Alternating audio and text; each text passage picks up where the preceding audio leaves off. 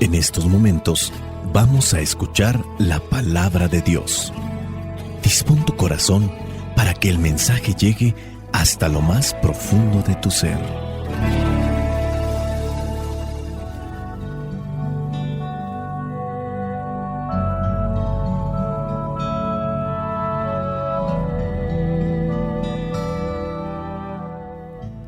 El evangelio que la iglesia nos presenta para el día de hoy corresponde a Marcos, capítulo 6, versículos del 14 al 29. Dice así: El rey Herodes oyó hablar de Jesús, cuya fama había corrido por todas partes.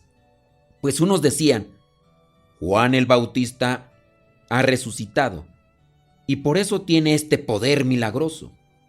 Otros decían: es el profeta Elías. Y otros: es un profeta como los antiguos profetas. Al oír estas cosas, Herodes decía: ese es Juan. Yo mandé cortarle la cabeza y ahora ha resucitado. Es que por causa de Herodías, Herodes había mandado arrestar a Juan y lo había hecho encadenar en la cárcel. Herodías era esposa de Filipo, hermano de Herodes, pero Herodes se había casado con ella, y Juan había dicho a Herodes: no debes tener como tuya la mujer de tu hermano. Herodías odiaba por eso a Juan y quería matarlo, pero no podía, porque Herodes le tenía miedo, sabiendo que era un hombre justo y santo y lo protegía. Y aunque al oírlo se quedaba sin saber qué hacer, Herodes escuchaba a Juan de buena gana. Pero Herodías vio llegar su oportunidad cuando Herodes, en su cumpleaños, dio un banquete a sus jefes y comandantes y a las personas importantes de Galilea.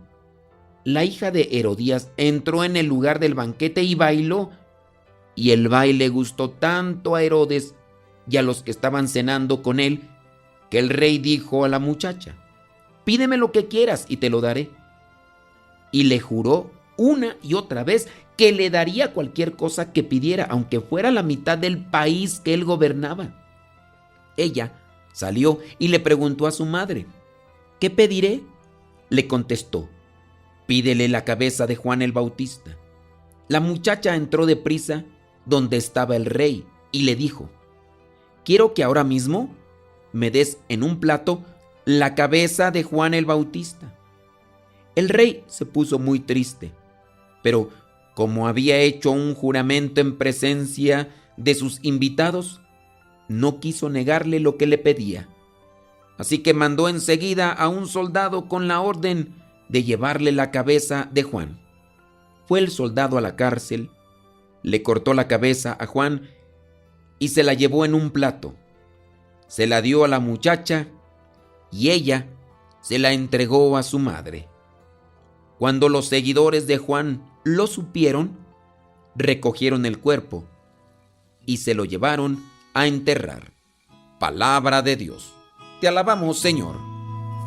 Señor Jesucristo, nuestro divino Salvador, gracias te damos por tu infinito amor. Te escuchamos en la palabra, te recibimos y adoramos en la Eucaristía. Te servimos en los hermanos.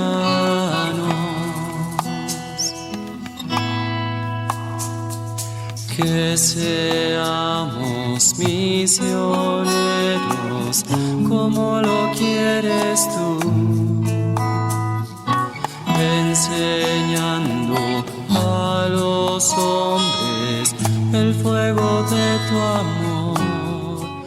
El evangelio del día de hoy nos presenta una historia larga, pero una historia entretejida por lo que son estos sentimientos humanos que dominan a la persona y la llevan a realizar, sin duda, pecados o también llamadas injusticias, porque al final de cuentas el pecado es una injusticia. El pecado es el pensamiento malo, negativo, con sentido llevado a la acción.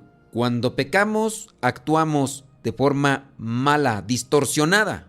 La ejecución de un pecado con sentido nos puede estar llevando a procrear otro tipo de tentación que podrá recaer en otro pecado, y así en la acumulación de pecados se estarán acumulando las atrocidades, porque los pecados son degenerativos. Comenzamos con cosas pequeñas, quizá un mal pensamiento con sentido llevado después a una palabra emitida, después a una acción, y dentro del terreno de las acciones nunca habrá un límite, porque de una acción brincaremos a otra y después a otra, buscando satisfacer el ego, buscando obtener el placer desordenado que nos lleva a la irracionalidad, porque en la medida en que consentimos el placer desordenado, la racionalidad se oscurece, se debilita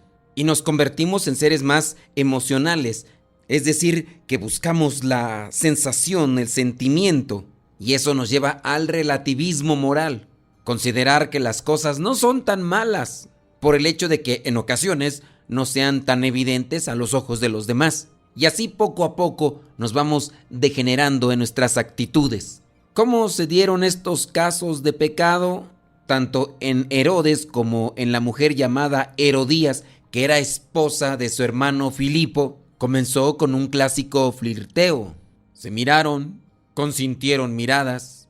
Después hubo un tocamiento, quizá posiblemente de manos. Después quizá de abrazos, después besos, después caricias, hasta terminar en el adulterio, pensando dejar todo lo que se tenía incluso con la primera persona con la que ya estaba relacionada, en este caso esta mujer Herodías, pero también el hermano Herodes, no teniendo en cuenta que era la esposa de su hermano Filipo, no pensó en consecuencias, mucho menos tuvo la rectitud como un pensamiento a considerar. Muy posiblemente por este tipo de degeneraciones en lo sexual, degeneraciones en lo moral, su situación de justicia, de rectitud o de gobierno no era para nada evidente o verdadera. El que es fiel en lo poco es fiel en lo mucho. El que falla en la oscuridad también fallará a la luz. Se dice de Herodes que se ponía a escuchar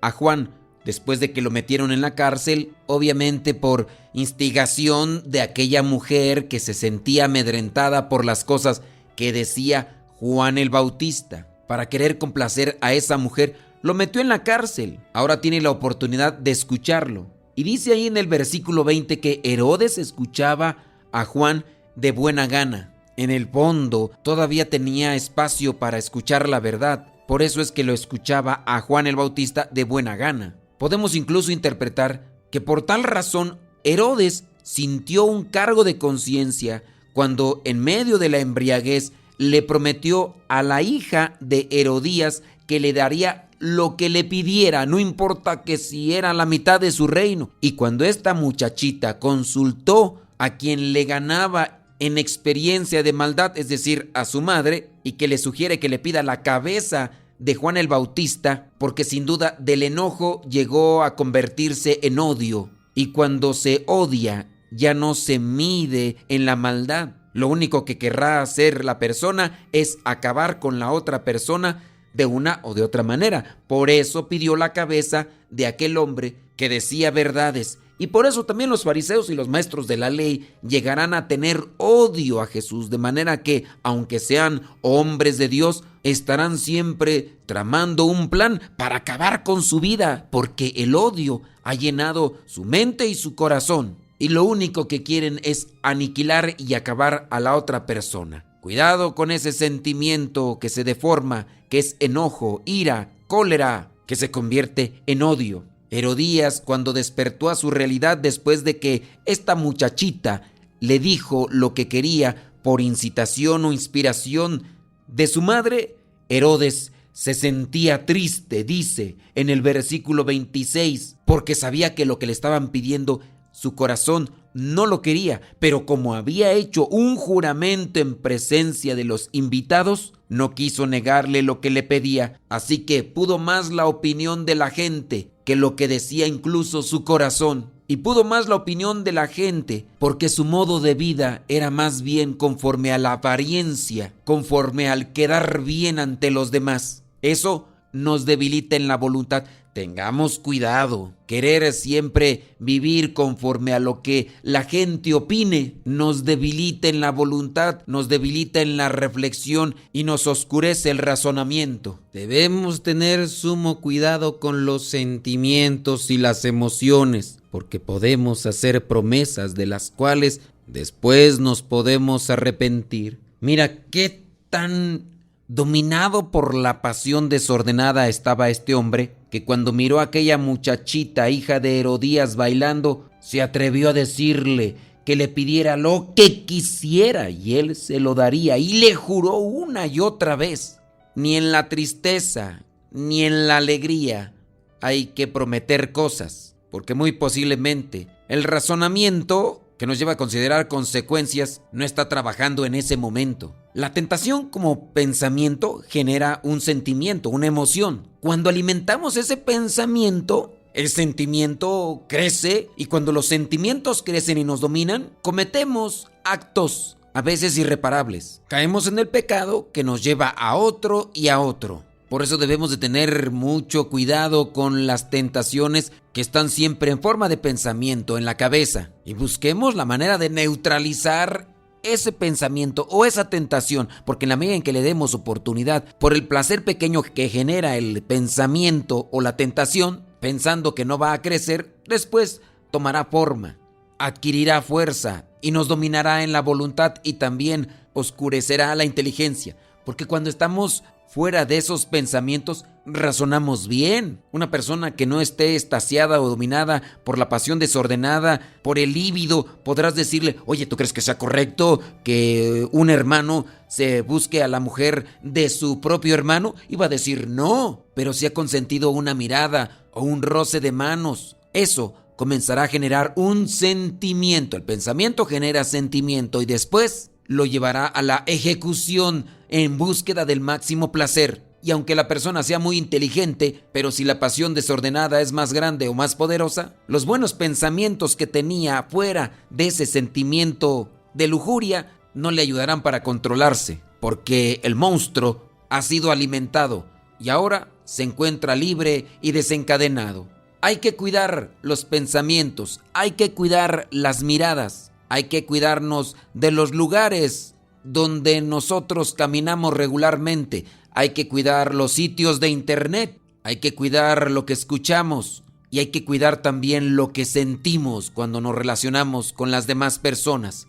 Porque hay personas que quieren salir del camino del pecado, pero no están dispuestas a sacrificar lo que saben que los está encadenando. Pidamos la gracia a Dios para tener fuerza y ser perseverantes en el sacrificio y la mortificación que pueden forjar nuestra voluntad para no caer en las tentaciones que sin duda estarán llegando constantemente a nuestras vidas. La bendición de Dios Todopoderoso, Padre, Hijo y Espíritu Santo, descienda sobre cada uno de ustedes y les acompañe siempre. Soy el Padre Modesto Lule, de los Misioneros Servidores de la Palabra.